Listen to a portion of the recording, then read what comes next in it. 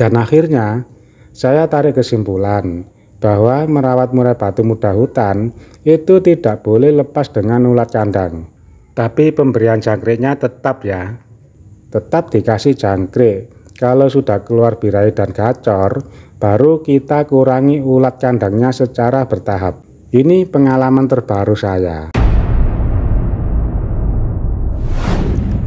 Assalamualaikum warahmatullahi wabarakatuh. Halo teman-teman, kita ketemu lagi dengan Kembang Jati Channel. Murai batu muda hutan kita sudah kita rawat lama, masih tidak ada birahi, tidak mau bunyi. Coba terapkan cara ini. Ini khusus murai batu muda hutan ya. Merawat murai batu muda hutan itu juga tidak segampang yang kita angan-angankan, tidak segampang yang kita pikirkan. Kita perlu waktu untuk merawatnya.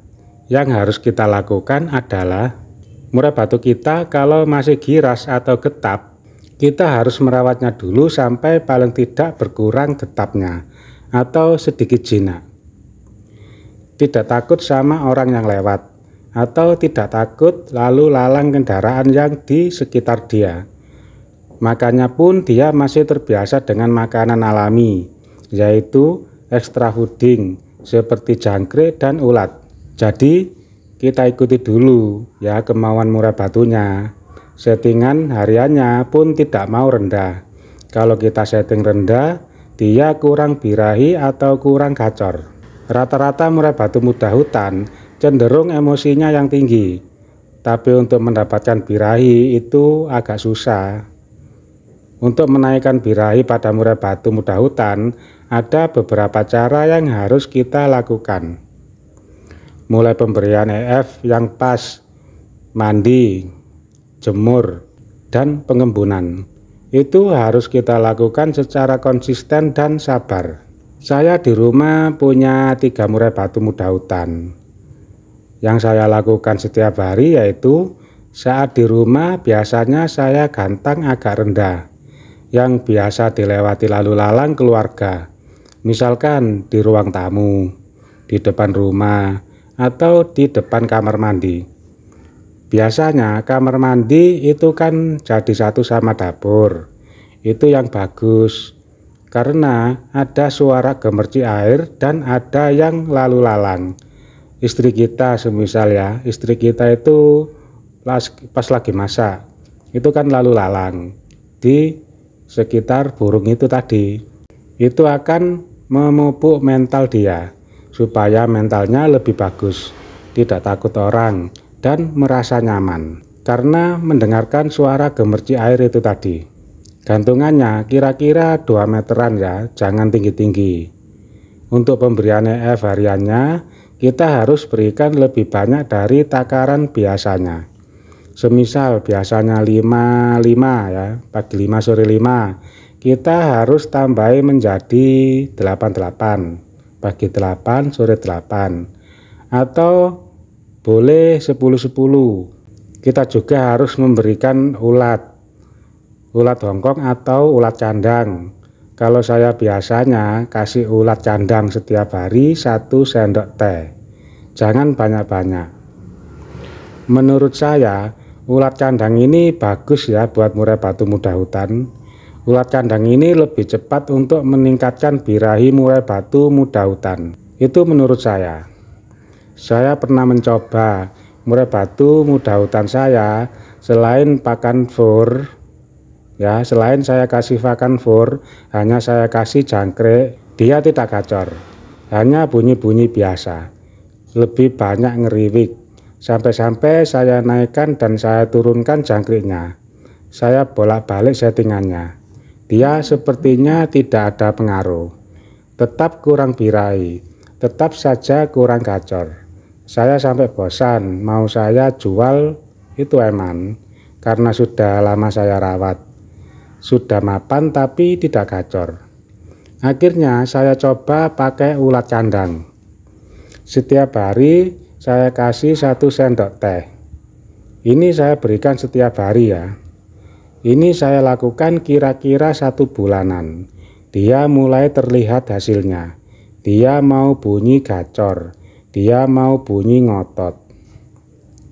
Dan akhirnya saya tarik kesimpulan bahwa merawat murai batu muda hutan itu tidak boleh lepas dengan ulat kandang.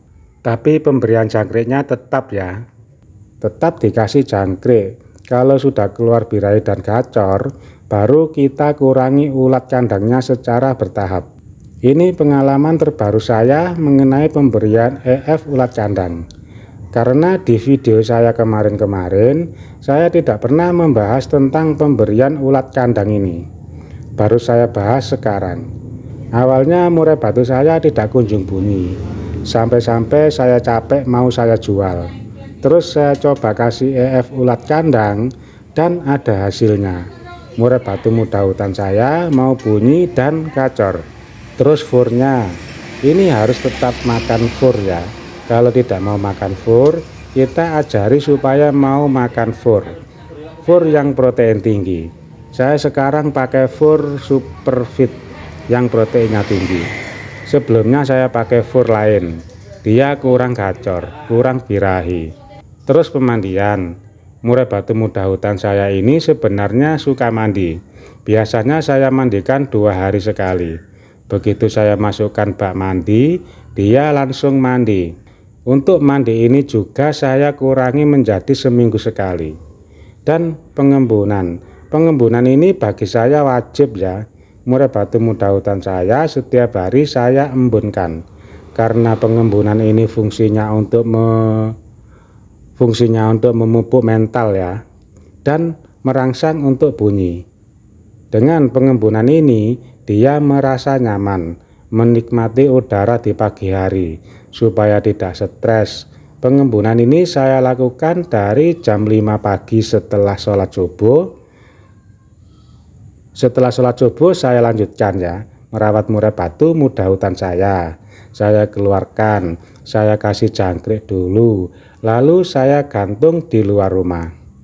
Agak siang saya jemur. Untuk penjemuran ini saya lakukan kira-kira 1 jam.